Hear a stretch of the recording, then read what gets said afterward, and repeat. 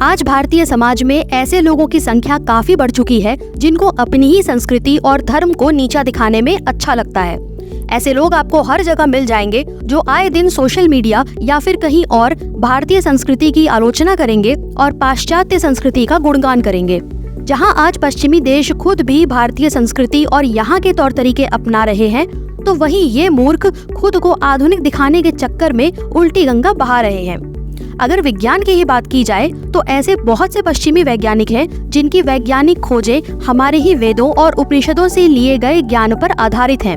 इन वैज्ञानिकों ने खुद इस बात को स्वीकारा है कि उनकी खोज से जुड़े सभी प्रश्नों के उत्तर उन्हें हिंदू धर्म ग्रंथों से मिले हैं और ये ग्रंथ पूरी तरह से विज्ञान पर आधारित हैं। आज की वीडियो में हम ऐसे ही कुछ विदेशी वैज्ञानिकों के बारे में जानेंगे जिनके जीवन में हिंदू धर्म ग्रंथों की शिक्षाओं का प्रभाव देखने को मिलता है और जिन्हें अपने सभी प्रश्नों के उत्तर सनातन धर्म ग्रंथों से मिले हैं। सबसे पहले बात करते हैं क्वांटम फिजिक्स से जुड़े जर्मनी के वैज्ञानिक वर्नर हाइजेनबर्ग के बारे में। 1927 में इनके द्वारा दिया गया अनसर्टेनिटी प्रिंसिपल यानी अनिश्चितता का सिद्धांत क्वांटम फिजिक्स का एक महत्वपूर्ण भाग है। क्वांटम फिजिक्स में अपने योगदान के लिए इनको 1932 में नोबेल प्राइज से सम्मानित किया गया था।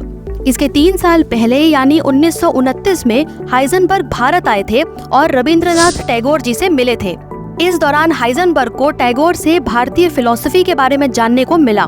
भारतीय दर्शन से हाइजेनबर्ग इतने प्रभावित थे कि उनके शब्दों में भारतीय दर्शन के बारे में जानने के बाद क्वांटम फिजिक्स के जो विचार अजीब लग रहे थे वो अचानक अधिक समझ में आने लगे। उनके क्वांटम फिजिक्स के ज्ञान और विचारों को और अधिक बल देने में वेदांत का भी बड़ा योगदान रहा है। हाइजेनबर्ग के अनुसार जिन्होंने वेदांत पढ़ा है उन लोगों को क्वांटम फिजिक्स का यह विषय मजाकिया नहीं लगेगा। वेदांत जो आज से कई हजार साल पहले लिखे गए थे, उनमें क्वांटम फिजिक्स जैसा कठिन विषय मिलना यह सिद्ध करता है कि हमारा विज्ञान हजारों साल पहले भी कितना आधुनिक था। हाइजेनबर्ग ने इंडियन फिलॉसफी पर एक अन्य वैज्ञानिक इरविन श्रोडिंगर के साथ भी चर्चा की थी। इस चर्चा के बारे में एक और वैज्ञानिक फ्रिट्जॉफ कैप्रा ने एक पुस्तक द होलोग्राफिक पैराडाइम में बताया है। फ्रिट्जॉफ कैप्रा ने अपनी एक पुस्तक uncommon wisdom conversations with remarkable people में हाइजेनबर्ग और रविंद्रनाथ टैगोर के बीच हुई बातचीत के बारे में भी लिखा है। चलिए यहीं से वीडियो में आगे बात करते हैं फ्रिट्जॉफ कैप्रा के बारे में। ये ऑस्ट्रिया में जन्मे अमेरिकन साइंटिस्ट हैं और 1975 में छपी प्रसिद्ध पुस्तक द ताओ ऑफ फिजिक्स के लेखक हैं। इनकी ये पुस्तक मॉडर्न फिजिक्स के कठिन विज्ञान और पूर्वी देशों जैसे भारत के आध्यात्मिक ज्ञान के बीच संबंधों को खोजने का कार्य करती है। यह पुस्तक थ्योरी ऑफ रिलेटिविटी और क्वांटम फिजिक्स और सनातन धर्म के बीच चौंकाने वाली समानताओं के बारे में बताती है। साल 2004 में स्विट्जरलैंड की राजधानी जिनीवा में स्थित सर्न लेबोरेटरी को तत्कालीन भारत सरकार की तरफ से भगवान शिव के नटराज रूप की एक विशालकाय मूर्ति भेंट की गई थी, जो आज भी वहां मौजूद है। इस मूर्ति में भगवान शिव तांडव नृत्य करते हुए दर्शाए गए हैं। भगवान शिव के इसी तांडव नृत्य के बारे में फ्रिट्जॉफ कैप्रा ने अपनी book the Tao of physics में लिखा है। अगर सिंपल हिंदी ट्रांसलेशन में समझा जाए तो कैप्रा के अनुसार शिव का तांडव नृत्य इस ब्रह्मांड के नृत्य करने के जैसा है जिसमें ऊर्जा का लगातार संचार होता रहता है। ये एनर्जी का फ्लो अलग अलग प्रकार का होता है और ये सब प्रकार अंततः एक दूसरे में समाहित हो जाते हैं। चलिए आगे बढ़ते हैं। निकोला टेस्ला का नाम तो हम सबने सुना है। Tesla coil, alternating current, radio जैसी कई खोजों के लिए टेस्ला प्रसिद्ध हैं। 1893 में निकोला टेस्ला भारत के प्रसिद्ध संत स्वामी विवेकानंद जी से पहली बार शिकागो में मिले थे। टेस्ला ने विवेकानंद के भाषणों के बारे में पढ़ा था और उनसे काफी प्रभावित हुए थे। 1896 में टेस्ला और विवेकानंद न्यूयॉर्क में मिले, जहां उन दोनों के बीच भारतीय दर्शन और विज्ञान से जुड़े विषयों पर गहरी चर्चा हुई थी। टेस्ला भारतीय दर्शन और सनातन धर्म के गहरे विचारों से काफी प्रभावित हुए थे। अपने द्वारा लिखे गए एक आर्टिकल मैन्स ग्रेटेस्ट अचीवमेंट में निकोला टेस्ला ने मैटर यानी पदार्थ के निर्माण को समझाने के लिए संस्कृत के कुछ शब्दों जैसे आकाश, प्राण इत्यादि का उपयोग किया है।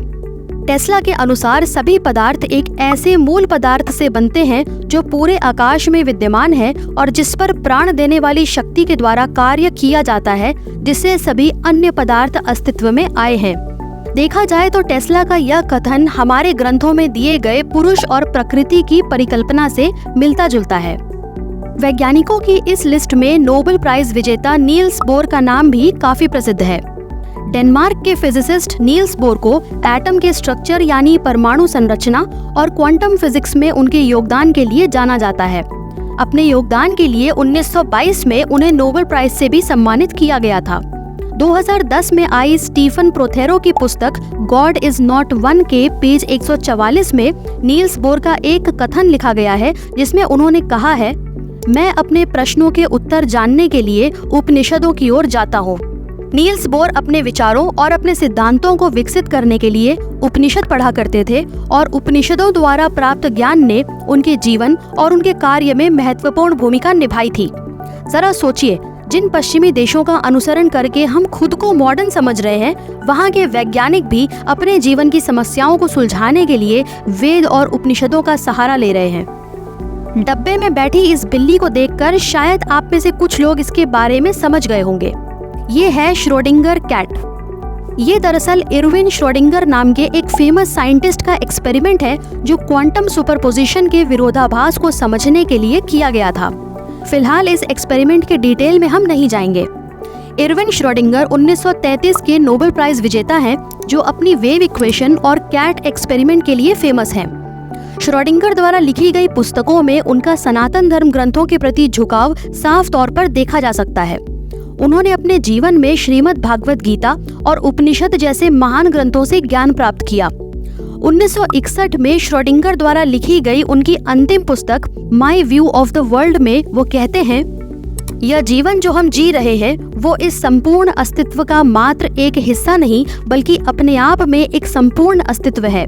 इस बात को ब्राह्मण एक सूत्र में व्यक्त करते हैं, तत्त्वम् असि, यानी यही तुम हो, या फिर ऐसे शब्दों में जैसे मैं पूर्व और पश्चिम में हूँ, मैं ऊपर और नीचे हूँ, मैं यह पूरी दुनिया हूँ।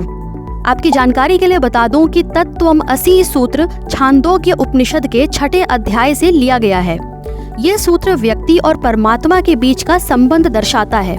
श्रोडिंगर द्वारा लिखी इस पुस्तक में उपनिषद के सूत्र का मिलना ये सिद्ध करता है कि वे उपनिषदों से कितने प्रभावित थे और उनको फॉलो भी करते थे। यहाँ मैं एक बात और स्पष्ट कर दूं कि श्रोडिंगर ने जिस ब्राह्मण शब्द का उपयोग किया है वो कोई जाति नहीं है।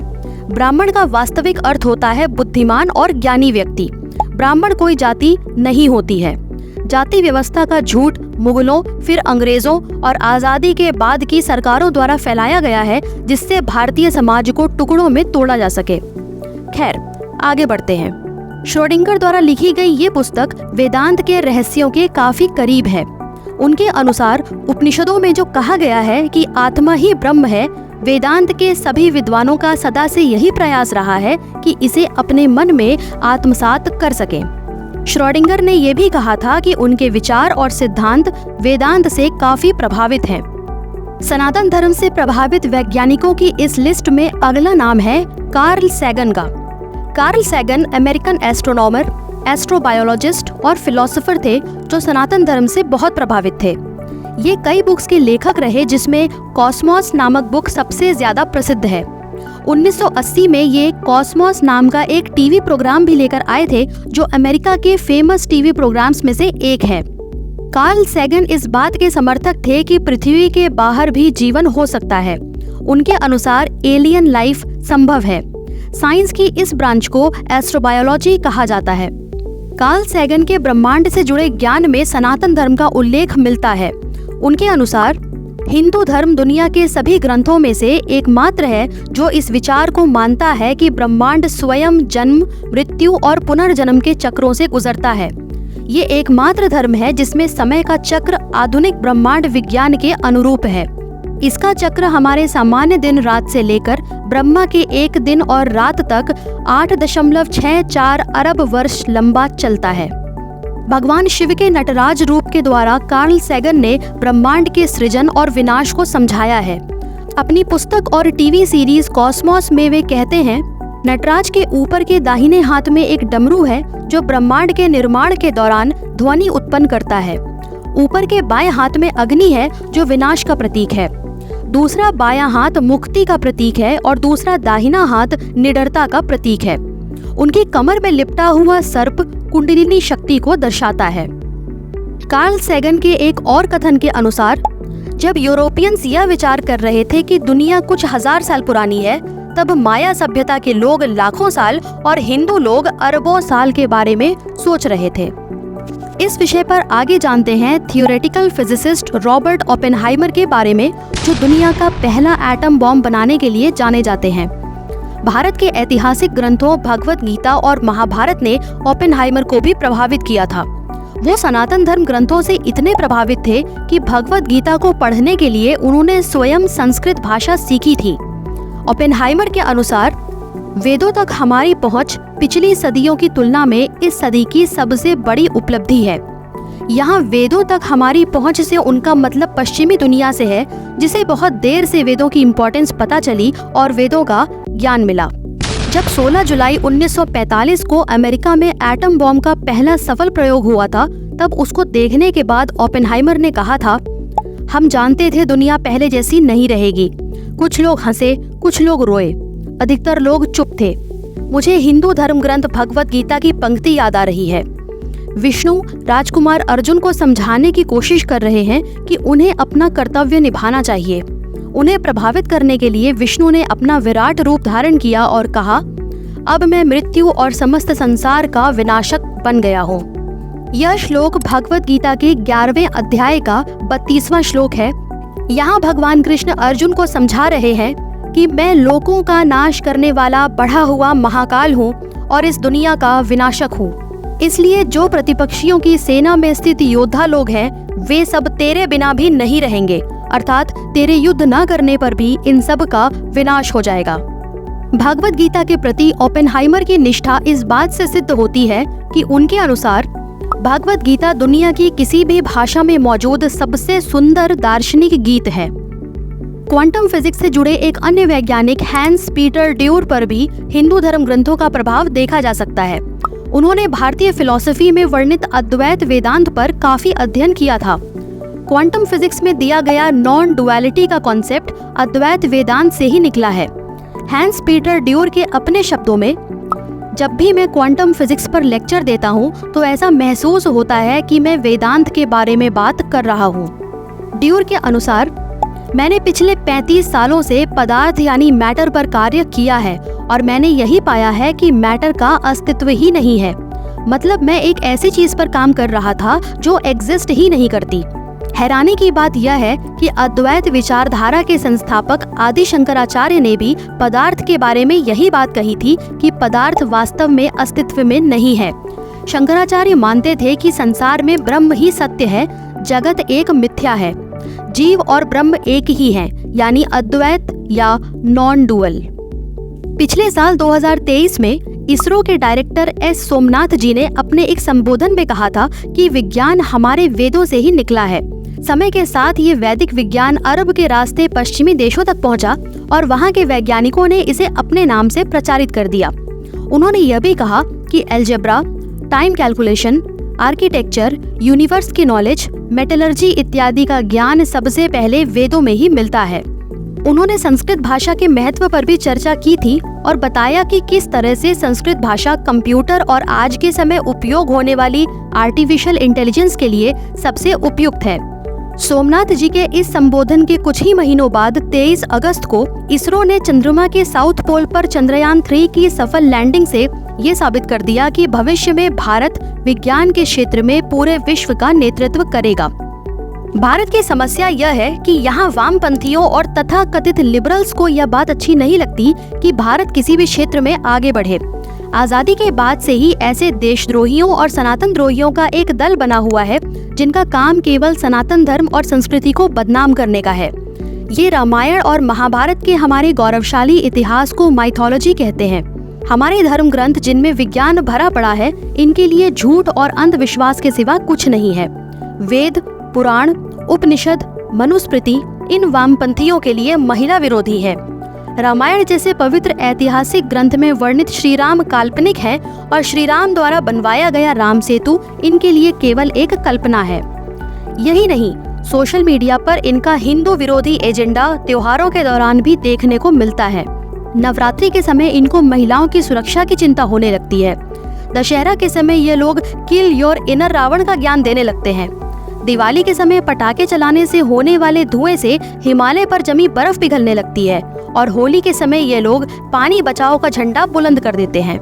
आज दुनिया के कई देश भारतीय सनातन संस्कृति को अपना रहे हैं, हमारे ग्रंथ पढ़ के उनसे ज्ञान ले रहे हैं और हम अभी भी पश्चिमी सभ्यता में अंधे होकर अपना समाज और जीवन बर्बाद कर रहे हैं। ऐसे कई विदेशी वैज्ञानिक हुए हैं जिनके कार्य और विचार भारतीय सनातन दर्शन और ज्ञान विज्ञान से प्रभावित हैं। आधुनिक विज्ञान में जो कुछ भी हम पढ़ते हैं उसका मुख्य स्रोत सनातन धर्म ग्रंथ ही है, जिनमें पूरे ब्रह्मांड का ज्ञान समाया हुआ है। भारत पर लगातार हुए हमलों से नष्ट हुए गुरुकुल और गुरु शिष्य परंपरा का परिणाम आज यह है कि हमें अपने ही धर्म ग्रंथों का ज्ञान नहीं है। आजादी के बाद भी जानबूझकर गुरुकुल वाली शिक्षा व्यवस्था दोबारा बहाल नहीं की गई, जिसका लाभ सीधा पश्चिमी देशों को हुआ और इसलिए हम आज भी गुलामी मानसिकता में जी रहे हैं। इसका एक ही उपाय है कि हम अपने धर्म ग्रंथों को पढ़ना शुरू करें और उनका ज्ञान अपने जीवन में उतारने का प्रयास करें। आप भी अपने विचार कमेंट सेक्शन में अवश्य दिया करें। वीडियो को लाइक और शेयर करें, साथ ही चैनल सब्सक्राइब करें। मिलते हैं अगली वीडियो में। नमस्कार। जय महाकाल।